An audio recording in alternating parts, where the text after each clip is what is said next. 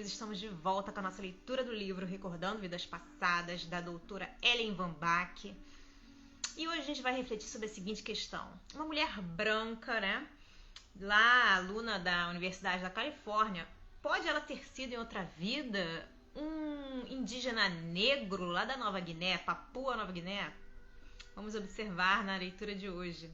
E a doutora Van Bach diz o seguinte: outra série muito interessante de vidas foi proporcionada por Shirley Clapp, uma aluna da Universidade do Norte da Califórnia, desculpem, eu falei Carolina, que me ajudava em minhas pesquisas. Shirley entrava facilmente em transe hipnótico e, por intermédio dela, pude obter uma série consecutiva de vidas, juntamente com impressões dos períodos intermediários. Olha só que interessante. Inicialmente, Shirley encontrou-se na América Central no século XV. Nessa existência foi um atleta e descreveu circunstanciadamente um jogo de bola que se disputava numa quadra de pedra. Como se colocava o aro, através do qual a bola precisava ser arremessada, formando ângulos retos com a quadra de jogo. Pude mais tarde verificar essa informação. O homem nessa existência era uma criatura cruel. Velho demais para ser atleta profissional, aos 24 anos, passou a executar o serviço de recrutar jovens das aldeias próximas para transformá-los em jogadores de bola. Chefe de serviço implacável para esses rapazes, conheceu depois a morte que nessa vida se recusara a compreender as necessidades emocionais e físicas das pessoas que o cercavam. Morreu aos 40 anos de idade. Shirley viu-se em seguida como um nativo negro da Nova Guiné no século XVI. Vida muito penosa. Morava numa aldeia minúscula e todos os outros aldeões viviam aterrorizados pelos maus espíritos emboscados à sua volta. Até para entrar na mata havia necessidade de encantações rituais em várias pedras e árvores ao longo do caminho. Contou que era membro do Totem do Lagarto e explicou: somos lagartos porque os deuses não ficarão tão zangados conosco se escolhermos um animal humilde para representar-nos.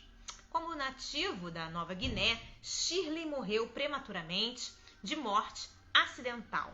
Era-lhe difícil passar pela experiência da morte, aparentemente porque os terrores daquela vida tinham sido tão intensos que não queria reexperimentá-los sob efeito da hipnose. Assim que a levamos para a experiência após a morte, desanuviou-se-lhe o semblante e ela expressou alegria por estar livre daquela existência. Deus, foi uma vida terrível. Dir-se-ia que não tínhamos liberdade alguma e estávamos sempre aterrados. Agora compreendo porque algumas pessoas são tão contrárias à feitiçaria. Podemos perturbar-nos mentalmente e achar que a vida quase impossível quando nos deixamos envolver em demasia pela ideia dos espíritos. Ela disse que a experiência de morte como nativo foi particularmente satisfatória porque assim que deixou o corpo, teve consciência de que todas as ideias que tivera durante aquela existência a respeito da vida futura estavam erradas. Depois do início do século XVI, Shirley referiu uma série de vidas europeias. Também trocou de sexo, pois nasceu mulher em 1540, depois de ter vivido pelo menos 2 vidas como homem. Viu-se na Itália, onde levou uma vida agradável como dona de casa da classe média em Veneza. Uma vida longa e feliz no seio da família amiga e das muitas coisas emocionantes que se passavam em Veneza. Descreveu pormenorizadamente algumas obras de arte à sua volta, que podia ver porque o marido tinha alguma ligação qualquer com um ateliê ou oficina, e os próprios trajes. Verificamos mais tarde que a roupa que ela usava era a roupa típica da mulher de classe média em Veneza naquela época. Solicitei nomes e ela os declinou, embora achasse que talvez não fossem exatos. O nome do marido era André e supunha que o seu fosse Lea Massáquia. Por ocasião de sua morte, disse que estava muito velha e desejosa de partir. A família, reunida à sua volta, chorava e ela queria tranquilizar a todos. Descreveu sua experiência de morte da seguinte maneira: assim que saio do corpo, quero dizer-lhes que estou bem, mas não consigo aproximar-me. Depois parece que vou a algum lugar, como se fosse puxado para algum lugar. A impressão é parecida com a de um trem subterrâneo. Passo por dentro de um túnel e há muita luz branca, uma luz branca brumosa, na extremidade do túnel. Quando atravesso o túnel, chego ao outro lado, encontro amigos que me recebem. É muito bom mesmo. Shirley voltou a viver em 1728, quando tornou a ser mulher e situou a área em que viveu na costa da parte inferior da Normandia. Seu nome era Marie e, quando criancinha, foi feliz com os pais. Entretanto, numa fase ulterior da infância, alguma coisa aconteceu aos pais e ela passou a ser criada numa taberna ou estalagem. Viu-se com nitidez nesse tempo, 1750, com um chapéu engraçado na cabeça, sapatos pretos e uma saia de algodão grosseiro apertada na cintura por um cinto largo. Olhando para fora, divisou a casa do outro lado da rua, cor de cinza esbranquiçada, e cujas vidraças tinham caixilhos de chumbo. A casa era de madeira e a rua empedrada. Embora tivesse medo da patroa, seus sentimentos em relação ao patrão não deixavam de ser amistosos. Quando a conduzia ao dia em que morreu, expressou medo e uma agitação muito grandes. Disse que estava andando por um caminho numa floresta quando de súbito um grupo de pessoas da cidade apareceu na floresta. Sabia que essas pessoas estavam muito zangadas com ela, correu feito doida, tentando salvar a própria vida, mas afinal, acuada, atirou-se do alto de um penhasco. Levei-a rapidamente para a experiência da morte. Depois que ela morreu, pedi-lhe que pensasse na razão por que fora caçada pela gente da cidade. Ela contou que, naquela vida, era uma médium com grande afinidade pelos animais.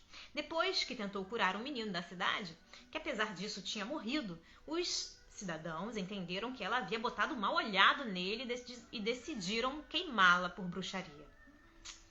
Quanto mais falava, hipnotizada sobre essa experiência, tanto mais relaxada e conformada se tornava. Depois que despertou da sessão hipnótica, descreveu um sentimento que antes tivera com frequência e que reconheceu quando a levei para a morte. Tenho tido com frequência uma espécie de acesso de diagnóstico difícil para os médicos. Às vezes a sensação de vertigem toma conta de mim e sinto vontade de correr. Sempre chamei a isso de acesso. Um ano mais tarde, Shirley me contou que nunca mais se haviam repetido os acessos após a regressão hipnótica. Ouço com frequência dos meus sujeitos que, depois de haverem experimentado a morte numa vida passada, desaparece uma fobia ou um sintoma que apresentavam. Sem que isso me surpreendesse, Shirley sentiu que a experiência de regressão hipnótica lhe foi muito útil. Ela não sabia com certeza se sua rememoração hipnótica era ou não uma fantasia, mas visto que eliminou os sintomas, isso não lhe fazia moça. Não obstante a morte, como Marie transtornou-a e ela não teve experiência de vida de 1754 a 1808, contou que voltou a entrar na vida em 1808 como Josh, menino de cabelos vermelhos que só vivera até 1816 e cuja morte foi causada por varíola. Nesse período de vida, Josh esteve nos Estados Unidos, em algum lugar entre a costa leste e o Mississippi. Shirley relatou mais uma vida, de 1888 a 1916. Entre sua existência como Josh e a atual como Shirley Kelp, não sei como pronunciar esse nome. Bom, durante sua infância viveu numa aldeia de pescadores noruegueses e deixou a aldeia por volta dos 15 anos a fim de engajar-se como marinheiro num navio que viajava entre a Escandinávia e os Estados Unidos. Descreveu com muita clareza o seu serviço de esfregar o convés quando seus pés ficavam vermelhos de frio por estar sempre enfiados em poças d'água. Sua vida como Lars, o marinheiro, foi tranquila. Descreveu vários portos da costa leste, incluindo Providence e Rhode Island. Morava numa pensãozinha em Providence e morreu de uma moléstia não especificada aos 28 anos de idade. Que tipo de padrão kármico emerge das vidas de Shirley? Aqui também é difícil enxergar alguma progressão. Se incluirmos sua existência atual como Shirley, ela relatou 3 vidas femininas e 3 masculinas.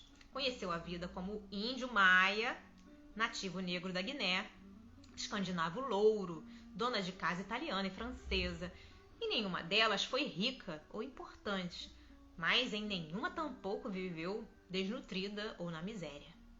O único tema que encontrei repetido em algumas de suas vidas foi o envolvimento com a feitiçaria. Como nativo da Nova Guiné, conheceu muitos aspectos negativos das crenças supersticiosas acerca da vida após a morte. Como Marie, esteve sujeita à perseguição em virtude das crenças em possessão do pessoal da cidade. Poderia seu interesse pelos fenômenos parapsicológicos nessa existência derivar dessas duas experiências? O aspecto desagradável associado às duas vidas citadas justificaria antes o desejo de evitar os estudos psíquicos na existência presente? Mas, como dona de casa na Itália, jogador de bola na América Central e Lars, marinheiro norueguês, não parecia haver envolvimento de nada mais a não ser na vida de todos os dias.